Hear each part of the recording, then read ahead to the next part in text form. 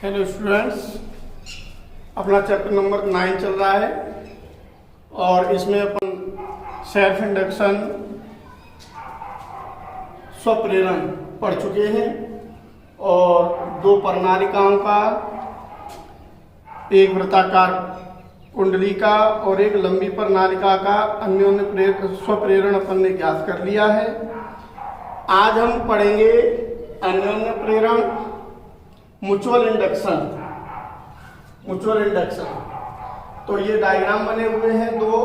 पहले डायग्राम में आप देख रहे हो कि यहाँ पर कुंजी में डॉट नहीं लगाया है, धारा प्रवाहित नहीं हो रही है, और जब दूसरी कुंडली में अपन ने धारा मापी जोड़ा है, इसी में अपन लिखते हैं चित्रानुसार C1 C2 दो प्रणालिकाएं जिनमें से C1 को प्राथमिक प्रणालिका और C2 को द्वितीयक प्रणालिका कहते हैं। प्राथमिक प्रणालिका के साथ एक बैटरी और एक कुंजी जोड़ते हैं, जबकि द्वितीयक प्रणालिका के साथ एक धारा मापी जोड़ा गया है। पैराग्राफ चेंज कर देंगे। जब कुंजी K को ऑन किया जाता है, चालू किया जाता है, तो प्राथमिक कुंडली में धारा प्रवाहित होने लगती है। इस धारा के कारण प्राथमिक कुंडली में चुंबकीय क्षेत्र उत्पन्न होता है। इस चुंबकीय क्षेत्र की क्षेत्र रेखाएं पास रखी हुई दूसरी कुंडली से या अन्य कुंडली से गुजरती हैं, तो दूसरी कुंडली से संबंध चुंबकीय फ्लक्स में परिवर्तन होता है, जिसके कारण द्वितीय कुंडली में प्रेरित विद्युत वाहक बल उत्पन्न हो जाता है।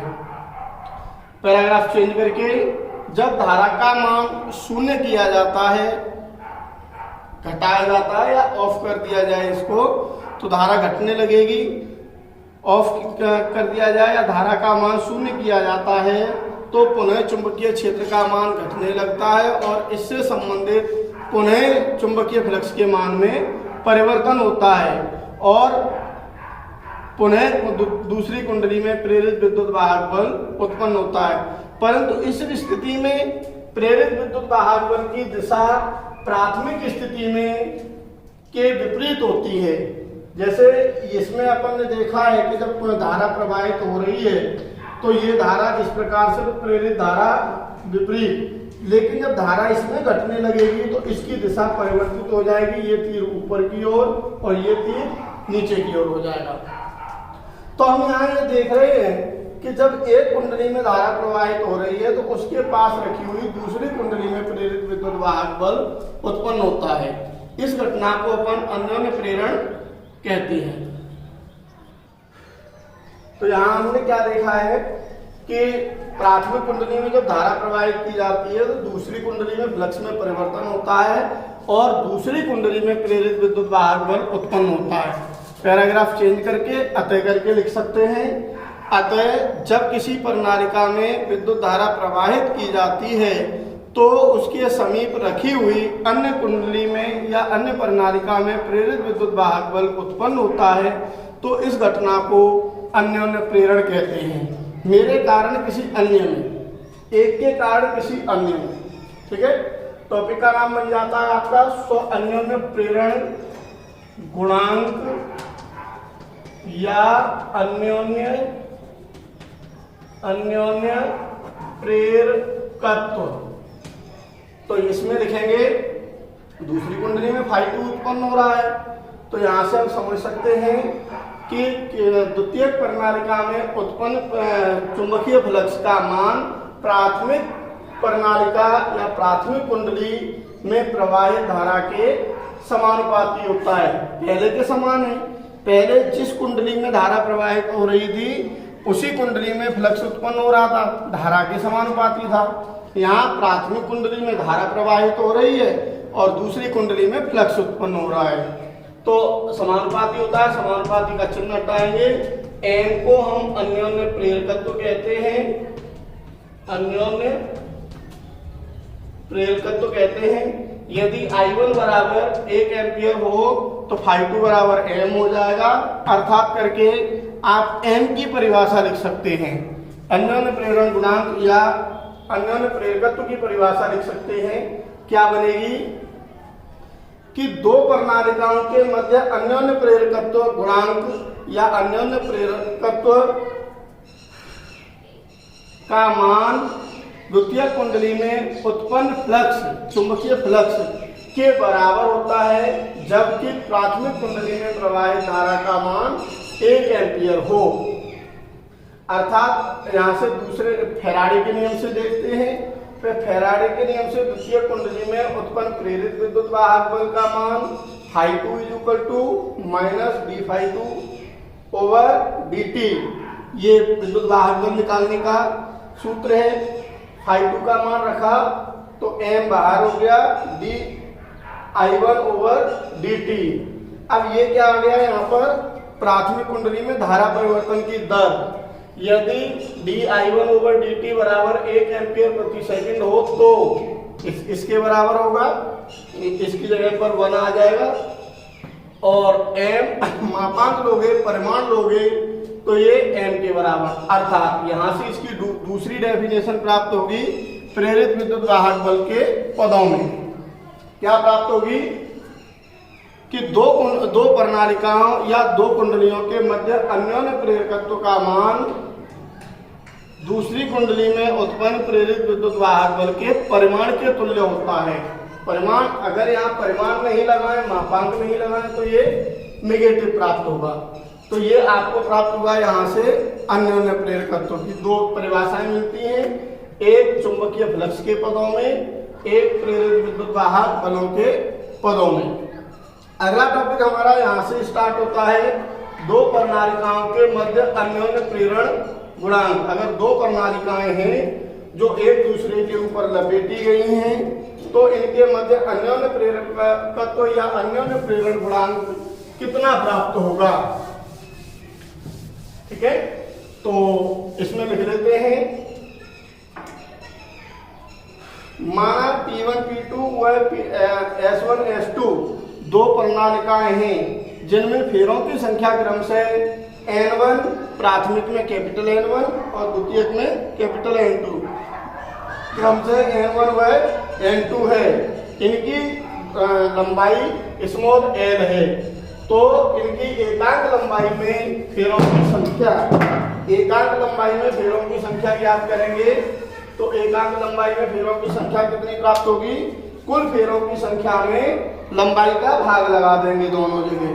तो हमें मिल गया N1 बराबर कैपिटल N बटे L और N2 बराबर N2 बटे L। यदि प्राथमिक प्रणालिका में प्रवाहित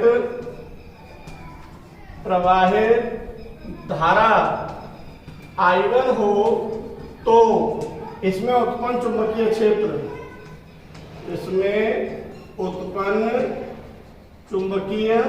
क्षेत्र कितना प्राप्त होगा, V1 = μ0 N1 I1। पहली कुंडली में ही धारा प्रवाहित की जाती है I1, तो ये N1 का मान रख दोगे, V1 = μ0 N1 कैपिटल N1 बटे L और I1। यदि प्रणालिका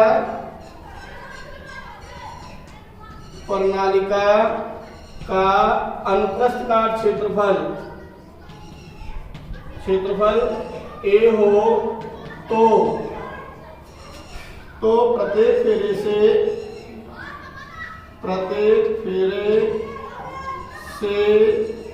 संबद्ध चुंबकीय फ्लक्स ज्ञात कर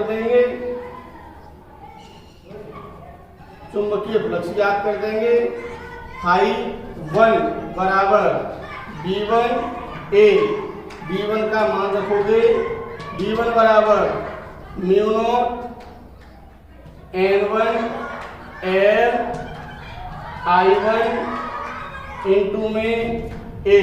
इतना क्लियर हो गया। अब ये जो फ्लक्स है ये द्वितीय कुंडली के प्रत्येक फेरे से संबंध है। यदि यह फ्लक्स द्वितीयक प्रणालिका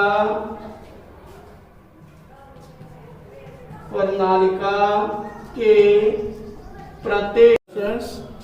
ये वीडियो किसी कारणवश बीच में रुकने की वजह से हम जहाँ टॉपिक में चल रहे थे अन्योन्य दो प्रणालिकाओं के अन्योन्य प्रेरण गुणांक ज्ञात करने में, उसी से आगे बढ़ते हैं कि जब जो आपने फाइबर ज्ञात किया था, fibre mu naught N1 A/L1। इसके बाद बताया गया कि यह चुंबकीय फ्लक्स द्वितीयक प्रणालिका के प्रत्येक फेरे से संबंध है, तो φ2 = N2 × φ1, क्योंकि द्वितीय कुंडली फेरों की संख्या कितनी थी? N2। तो φ2, अब φ1 का मान यहां रख देंगे, तो mu naught N1 N2 A/L। ये मिला हमें समीकरण नंबर 1। अन्योन्य प्रेरण की परिभाषा से, अन्योन्य प्रेरण की परिभाषा से φ2 = MI1, इसीलिए इसे कहते हैं समीकरण नंबर 2। समीकरण फर्स्ट और सेकंड दोनों को इक्वल रख दें। समीकरण फर्स्ट है, सेकंड से हमें क्या मिल जाएगा? MI1 = mu naught N1 N2 A/L। I1 से I1 और है यहाँ पर, I1 यहाँ पर भी I1, तो I1 से I1 कैंसिल होकर के M = बच जाएगा mu naught N1 N2 A/L। ये होता है आपका दो प्रणालिकाओं या दो कुंडलियों के मध्य अन्योन्य प्रेरण गुणांक। ठीक है। निर्वात के स्थान पर माध्यम हो, निर्वात के स्थान पर माध्यम हो तो आपका M, ये जो म्यू नॉट है इसे अपन म्यू लिख देंगे केवल, और कोई चेंजिंग नहीं होगी, N1 N2/L। तो इस प्रकार से आपको दो प्रणालिकाओं के मध्य अन्योन्य प्रेरण गुणांक प्राप्त होता है। आगे इसके बाद टॉपिक अपन लिख सकते हैं दो प्रणालिकाओं के स्वप्रेरकत्व व अन्योन्य प्रेरकत्व के में संबंध।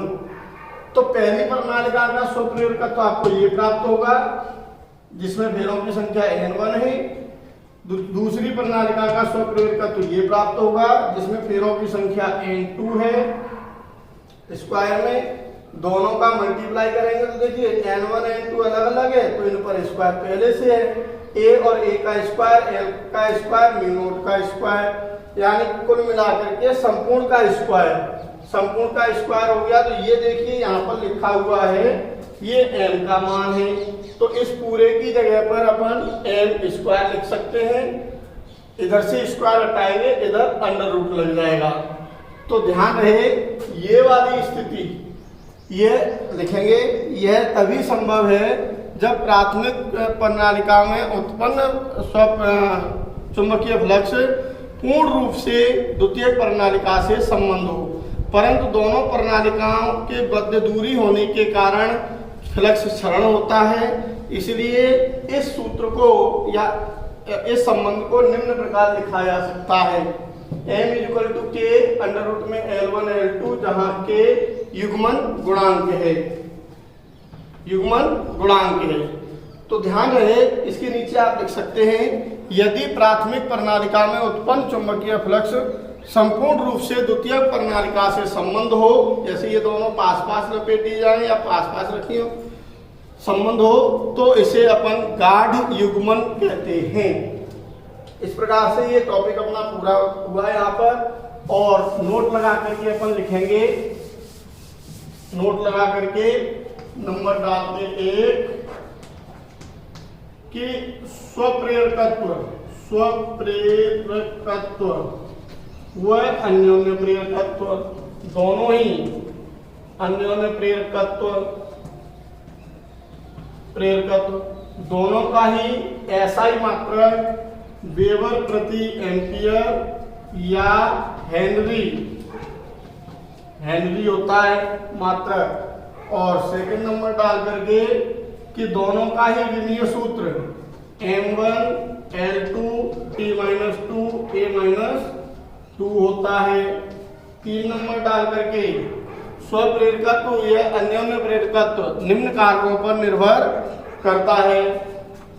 नंबर फर्स्ट, फेरों की संख्या पर, अनुप्रस्थ क्षेत्रफल पर। सेकंड नंबर, माध्यम की उपस्थिति पर। ये आपकी निर्भरताएं हैं दोनों की। क्लियर हुआ? इसके अलावा इस चैप्टर के अपन इंपोर्टेंट क्वेश्चन लिख लेते हैं जिसमें बोर्ड परीक्षा में पूछे जाने की संभावना रहती है। क्वेश्चन नंबर 1,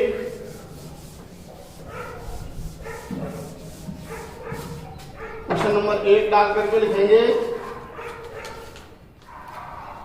विद्युत चुंबकीय प्रेरण संबंधी लेंज के नियम को लिखिए। क्वेश्चन नंबर 2, 200 बटे पाई वर्ग सेंटीमीटर आकार की 100 फेरों की आयताकार कुंडली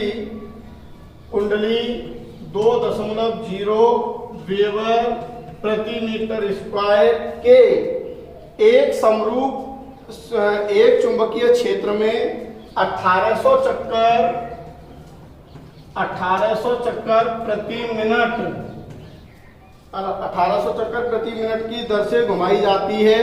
कुंडली में अधिकतम प्रेरित विद्युत वाहक बल का मान ज्ञात करो। तो अधिकतम प्रेरित विद्युत वाहक बल I N B A omega बराबर यहाँ रखोगे N B A 2 pi F. N B A omega दे रखा है, एफ का मान ज्ञात करोगे। क्वेश्चन नंबर 3, प्रेरित धारा की दिशा ज्ञात करने के लिए फ्लेमिंग का दाएं हाथ का नियम लिखिए। प्रेरित धारा की दिशा ज्ञात करने के लिए फ्लेमिंग का दाएं हाथ का नियम लिखिए। क्वेश्चन नंबर 4, एक कुंडली का स्वप्रेरकत्व 20 हेनरी है। 100 वोल्ट का प्रेरित विद्युत वाहक बल 100 वोल्ट का प्रेरित विद्युत वाहक बल उत्पन्न करने के लिए 1 सेकंड में 10 एम्पियर की धारा का मान घटकर कितना हो जाएगा। क्वेश्चन नंबर 5, समरूप चुंबकीय क्षेत्र में कोणीय वेग से घूर्णित चालक छड़ में प्रेरित विद्युत वाहक बल के व्यंजक की व्युत्पत्ति कीजिए। क्वेश्चन नंबर 5 में आपको E=F/BA ज्ञात करना है। जो घूर्णन गति वाला था, चालक छड़ आपकी इस प्रकार से घुमाई जा रही थी, वो डेरिवेशन आपको इसमें करना है। क्वेश्चन नंबर 6, सिद्ध करो कि कुंडली में प्रेरित आवेश Q बराबर N/R ∅1 माइनस ∅2 होता है। क्वेश्चन नंबर 7, दो कुंडलियों की क्रोड पर लिपटी है। दो कुंडलियां लोहे की क्रोड पर लिपटी हैं जिनका अन्योन्य प्रेरकत्व M का मान दिया है। अन्योन्य प्रेरकत्व 0.5 हेनरी है। यदि कुंडली में 10⁻⁻2 सेकंड में धारा का मान 2 से 3 एम्पियर कर दिया जाए, 2 से 3 एम्पियर कर दिया जाए, तो दूसरी कुंडली में प्रेरित विद्युत वाहक बल ज्ञात कीजिए। E2 ज्ञात करना है। क्वेश्चन नंबर 8, समचुंबकीय क्षेत्र में आयताकार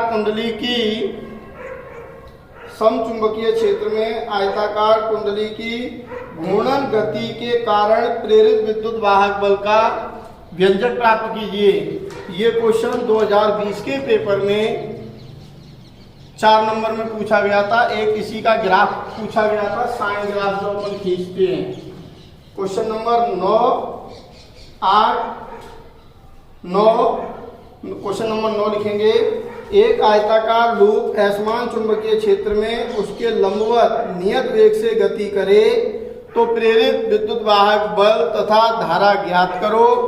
सिद्ध करो कि इसमें ऊर्जा संरक्षण के नियम की पालना होती है। ठीक, दोबारा सुन लीजिए। एक आयताकार लूप असमान चुंबकीय क्षेत्र में उसके लंबवत नियत वेग से गति करे तो प्रेरित विद्युत वाहक बल तथा धारा ज्ञात करो तथा सिद्ध करो कि इसमें ऊर्जा संरक्षण के नियम की पालना होती है। क्वेश्चन नंबर 10 जो आज पढ़ाया है आपको, अन्योन्य प्रेरकत्व वाला। अन्योन्य प्रेरण क्या है?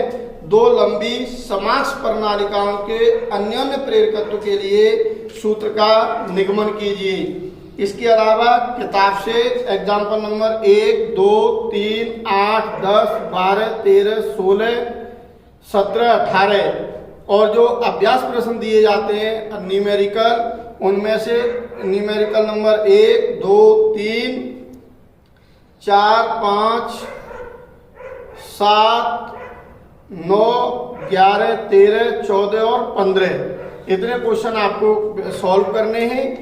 ये आपका इंपोर्टेंट चैप्टर 4 नंबर का बोर्ड में पूछा जाएगा। इसके बाद अगले वीडियो में अपन चैप्टर नंबर 10 की बात करेंगे।